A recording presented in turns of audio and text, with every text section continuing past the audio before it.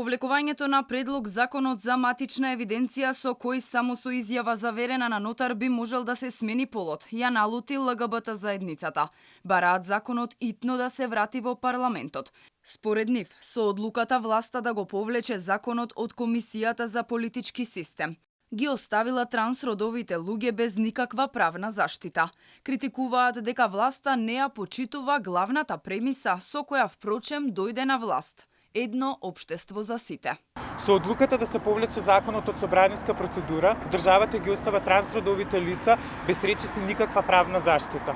Лицата без усогласени документи не може да пристапат до безбедност во ниту една сфера, од живеењето вклучително до образованието, вработувањето, социјалната и здравствената заштита, домувањето и слично. Грижени сме за ширењето на паника дека овој закон може да придонесе до широка злоупотреба, без притоа да се провери праксата од земји каде што овие закони се во сила веќе долго време и каде злоупотребата на правно признавање на родот до сега не е утврдена.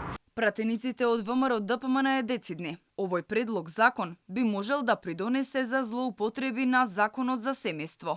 И наместо државата да се занимавала со моменталните проблеми, се обидувала да ја дефокусира јавноста. До кога ќе бидеме заложници на социјални експерименти кои го уништуваат и духовно и ментално цивилизираниот општествен поредок? Воедно, апелираме до власта дека треба да престанат со праксата на потценување на македонските граѓани и да се ослободат од заложниците и ветувањата кои ги донесоа на власт.